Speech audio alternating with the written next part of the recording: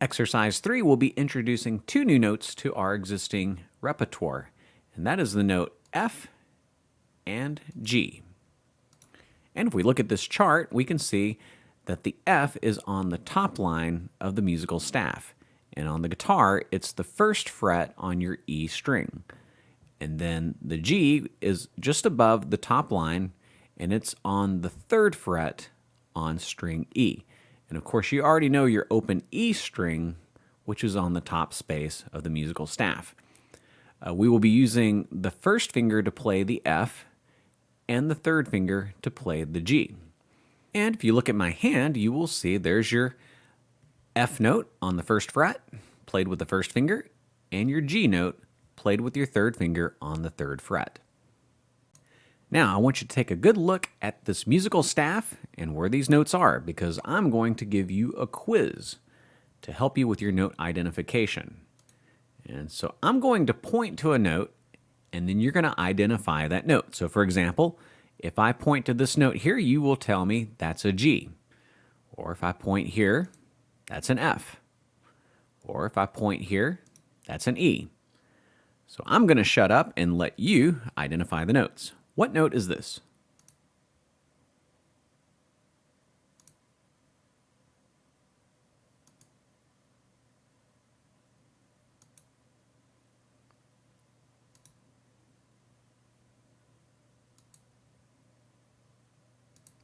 If you have trouble keeping up with me, you can slow this down on the musical player. I'm going to put these squares underneath the note head so you can see them better. There's an F.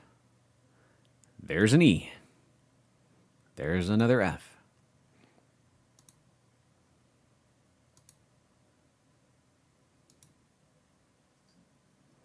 So this is a good way to get acquainted with the notes.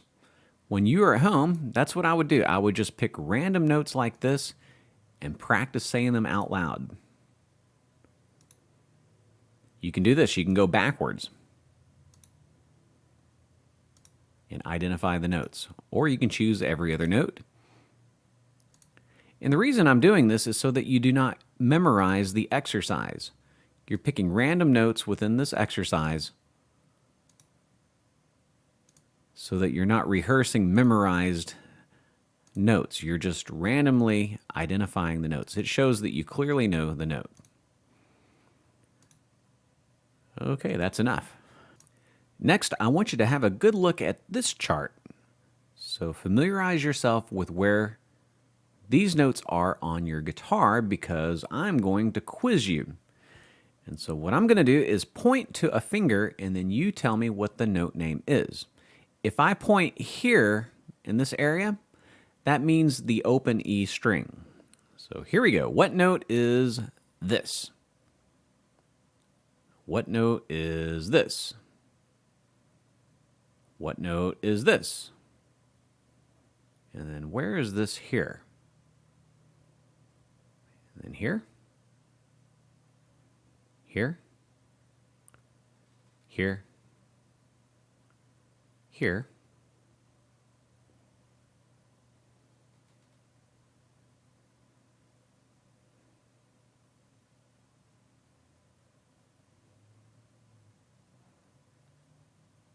And you get the idea.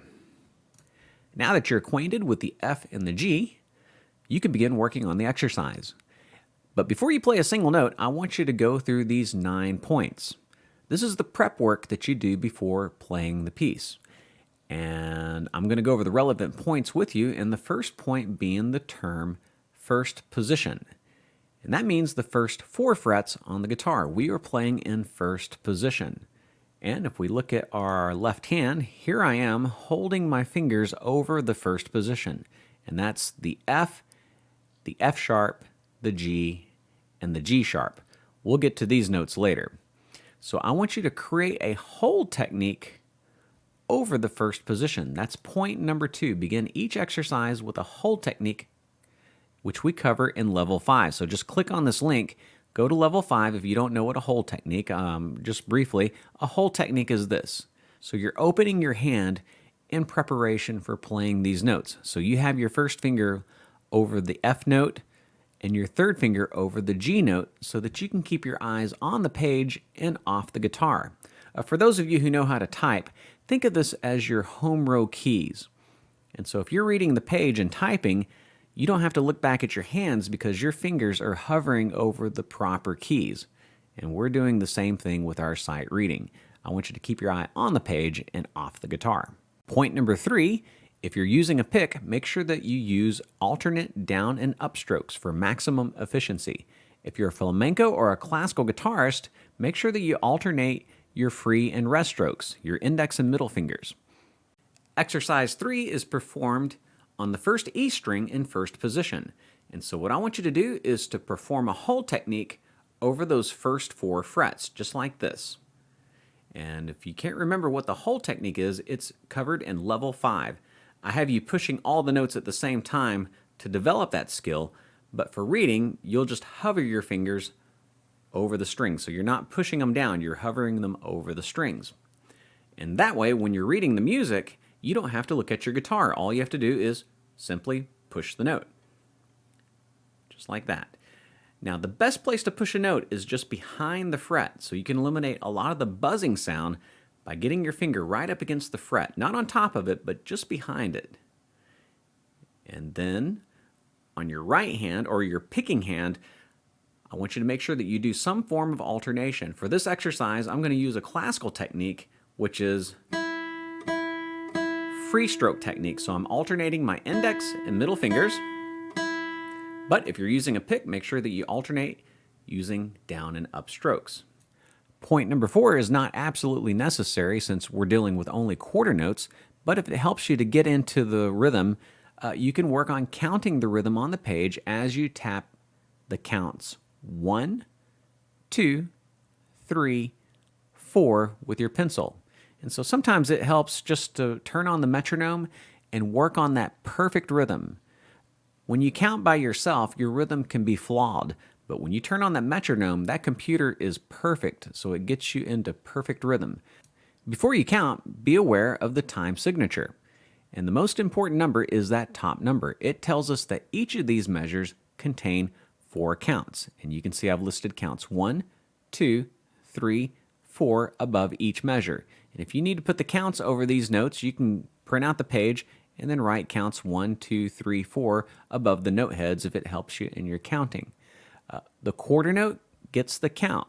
So it only makes sense that if a quarter note gets the count, that each of these measures can contain up to 4 quarter notes, and that's what we have here. The math should always add up. I'm going to go over the first 2 measures with you, and then by that point you should be able to count the remaining ones. I'll give a 4 count and begin. 1, 2, 3, 4. 1, 2, 3, 4. 1, 2, 3, 4, and so on. Point number 5, we're going to say the notes on the page without the guitar. So our focus is on note identification. And so don't worry about the metronome. Don't worry about how fast you say these notes. What I would like you to do is try to visualize where these notes are on the guitar as you say them. So when you say E, visualize the open E string in your mind. When you get to this F, try to visualize where that F is in your mind. And the same thing with the G. You're thinking of the 3rd fret with your 3rd finger as you say that note. This is a great exercise that you can do away from your guitar. So if you're in the office or if you're waiting on your dental appointment, you can get out your music on your phone and then just practice saying the notes and visualizing those notes on the guitar. Point number 6, we are going to say the notes on the page in rhythm without the guitar. So our focus is on note identification in rhythm. And so you'll take your pencil and you'll tap counts 1, 2, 3, 4 to the metronome as you identify the notes. If you don't have a metronome, you can tap your foot and then say the notes. So I'm going to go through the first 4 measures with you, and then you're on your own. I'll give a 4 count, and we'll begin. 1, 2, 3, 4. E, E, F, F, G, G, F, F, E, F, E, F, E, G, G, G, and so on. One quick tip, as you're saying this E, you're scanning the page for the next note. And if you look here, you'll see that there's two E's, so you don't have to waste your mental resources identifying these notes. It's already preloaded in your mind. So even when you're here, you can clearly see there's an E coming up. You can start scanning the page for the next note, which is an F. So keeping your eyes ahead of the game is going to help you in your sight reading. Point number 7, we're going to say and play the notes at the same time with the guitar. So our main focus is going to be identifying the notes as we play them on the guitar. So as you play this E, you say E. Now rhythm is not extremely important here, so if you want to turn off your metronome and work on just identifying the notes as you play them, that's fine. As a demonstration, I'm going to set the metronome at 50 beats per minute and say and play the notes to rhythm. But you don't have to do that. You can turn off the metronome and work on just your note identification, because our next exercise will focus on the counting. I have the metronome set for 50 beats per minute. I'll give a 4 count and we'll begin. 1, 2, 3, 4. E, E, F, F, G, G, F, F, E, F, E, F, E, G, G, G, E, E, F, F, G, E, G, E, F, F, G, G, E, G, F, E, G, F, E, E, G, F, E, F, G, F, E, E, G, F, G, G, E, E, F, F, G, F, G, E, F, E, F, G, E, G, F, E. And that brings us to point number 8, and that's counting and playing the notes at the same time. So your focus is on counting 1, 2, 3, 4 as you play the notes to rhythm. And yes, I want you to try and play along with the metronome. If 50 is too fast, you can slow down this video with your video player on YouTube or Vimeo. And if that's too fast, then you can turn off the metronome and tap your foot to a count that you can play.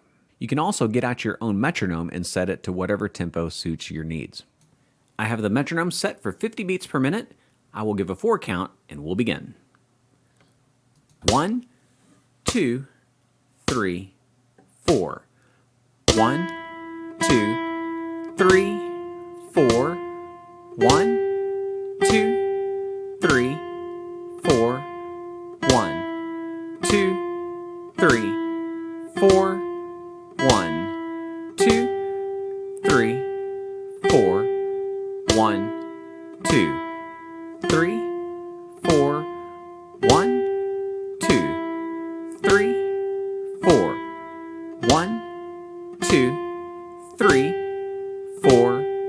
1, 2, 3, 4.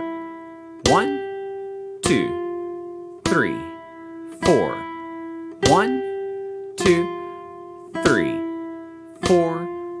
1, 2, 3, 4. 1, 2, 3, 4. 1, 2, 3, 4. 1, 2, 3, 4. 1, 2, 3, 4. 1, 2, 3, 4. Point number 9, and we touched on this earlier, That's training your eyes to look ahead of the note that you're playing. And so expert sight readers can see several notes ahead of what they're doing. If your eyes are locked in on count 2, all the way up until the very end and the next count happens, you might miss count 3. So it's better as you play count 2 to look ahead to count 3 before it happens so that you can pre-rehearse the note in your mind before you play it. This will help you cut down on mistakes.